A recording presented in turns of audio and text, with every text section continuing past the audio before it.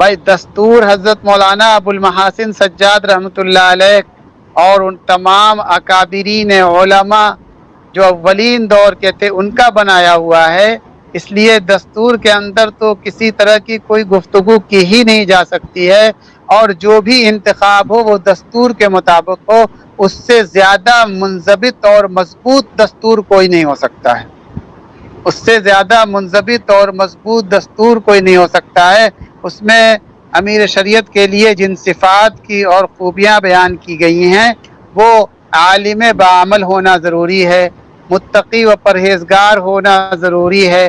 مستند سند یافتہ عالم دین ہونا ضروری ہے، اور اس کے ساتھ ساتھ اس کا بڑا ایک حلقہ اثر ہونا ضروری ہے، اسلامی امور رموز و نکات کا جاننے والا ہونا ضروری ہے، فقہی مسائل کے اندر پوری صلاحیت اور درک کا ہونا ضروری ہے۔ یہ ساری چیزیں ہیں، اور اس کے اوپر جو اس سانچے کے اندر جو اترتا ہے وہ امیر منتخب کیا جاتا ہے علماء کی نگاہ میں۔